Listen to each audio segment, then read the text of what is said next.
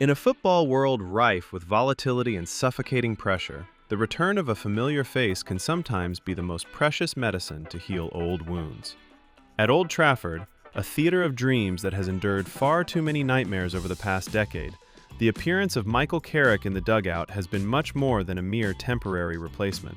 It has truly become a quiet yet incredibly powerful revolution.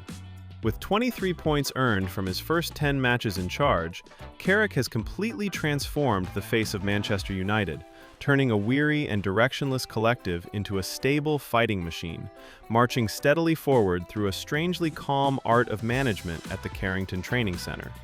These positive results on the league table are not just soulless numbers. They are a testament to the re-establishment of a value system that had been violently shaken following the chaotic period under his predecessor. The Red Devils are now demonstrating the strength of stability, internal understanding, and a fierce belief in the most fundamental values of elite football. The biggest turning point of the season perhaps began the moment football director Jason Wilcox stepped into the dressing room to speak with the players immediately after Ruben Amorim was dismissed. In the heavy atmosphere of failure, he issued a statement that completely altered the roadmap and mindset of the entire team. The sole and ultimate goal now is a Champions League spot. This was a historic and courageous decision, because previously, the club's hierarchy only dared to set modest expectations for the Europa League as a way to reduce pressure. Wilcox's message was clear and steely. A change in manager was no excuse for the players to give up or accept a throwaway season. Manchester United's leadership had learned a bitter lesson from the disastrous Ralf Rangnick scenario, a period where indifference and a lack of motivation submerged the team in the mud following Ole Gunnar Solskjaer's departure. This time, they demanded a strong reaction, and Michael Carrick was the man chosen to realize that ambition. Taking over the team on January 13th, right in the eye of a fixture storm filled with traps against formidable opponents like Manchester City and Arsenal, Carrick did not choose to flaunt distant philosophies or risky experiments. On the contrary, the 44-year-old strategist opted for a pragmatic, thorough approach that yielded immediate results. He understood that the players were besieged by confusion after having to familiarize themselves with Ruben Amorim's complex and overly demanding three-at-the-back system. Therefore, Carrick's first move was to bring the Red Devils back to where they belonged, using more familiar tactical setups, but operating them with iron discipline and clear role assignments. This stability was reflected throughout, from personnel to tactics, creating a framework that any opponent would find daunting. Carrick's tactics focused on three essential, pivotal changes. First, he liberated captain Bruno Fernandes from excessive defensive shackles, pushing him to play freely further up the pitch to maximize his tactical vision and playmaking ability. Second, he placed absolute trust in the duo of Kobbie Mainoo and Casemiro to control the midfield, creating a perfect blend of youth, creativity, and the seasoned match experience of a champion. Third, and perhaps most impressively, was the maintenance of a fixed core to create maximum cohesion. Throughout his past 10 matches in charge, Carrick has made only 6 changes to the starting lineup, most of which stemmed from unavoidable reasons, such as injuries to Patrick Dorgu or Lisandro Martinez. This consistency helps players understand each other's every run and every gap on the pitch, creating an operational system that is smooth and low on errors. However, stability does not equate to rigidity.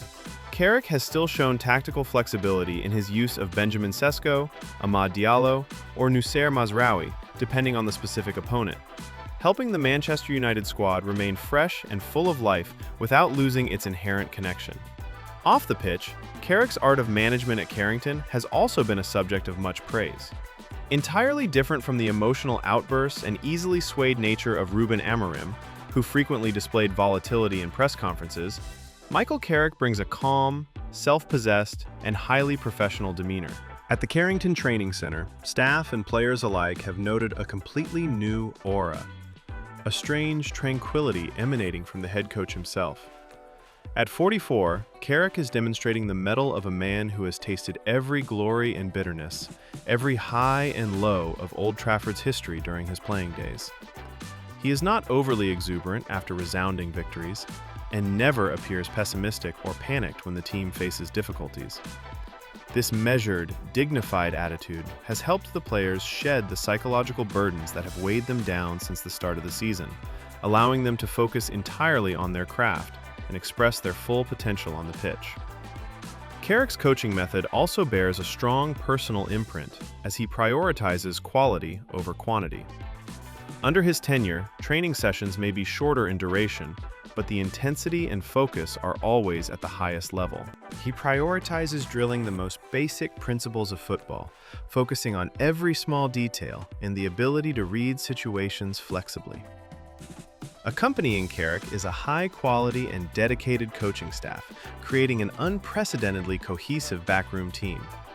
Jonathan Woodgate and Johnny Evans are responsible for sharpening the defensive system, bringing sturdiness and alertness to the backline, while Travis Binion takes charge of fine-tuning the attacking spearheads, the clearest result of which is the brilliant flourishing of Benjamin Sesko. In particular, the appointment of Steve Holland has been hailed by experts as a masterstroke by the leadership.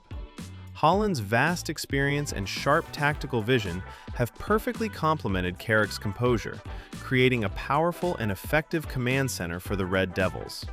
The fruits of this change have become clearly visible as the Champions League door opens wider than ever for the Old Trafford side. With form that leads the Premier League specifically over the past 10 rounds, Manchester United has turned major battles, previously viewed as extremely difficult against Manchester City and Arsenal, into perfect stepping stones to assert their status. The convincing victory over Mikel Arteta's Arsenal was not just about earning 3 precious points. It was a steely confirmation that the Red Devils' revival under Carrick is not a fleeting phenomenon or a stroke of luck. It is the result of a serious labor process, scientific tactical calculation, and a wonderful spirit of solidarity. Currently, the script for a return to Europe's most prestigious arena is entirely within their grasp. If the Premier League secures 5 Champions League spots under the new regulations, the Red Devils only need to earn 13 more points in their final 7 matches to officially complete their goal. Michael Carrick's status at Old Trafford is now firmer than ever. He has proven himself to be not just a man who understands the club's DNA, but also a talented strategist with excellent man management and match-reading skills. Carrick has brought peace amidst the storm, faith amidst doubt, and victories amidst defeats. Should the goal of securing a Champions League ticket be completed by the end of this season, a permanent, long-term contract will surely be the most well-deserved reward for this silent hero. Old Trafford is gradually finding the silhouette of an empire once again, and the man laying the first bricks for that restoration is none other than Michael Carrick. His composure is his strength, and the stability he has created is the foundation for Manchester United to dream of even higher peaks in the near future.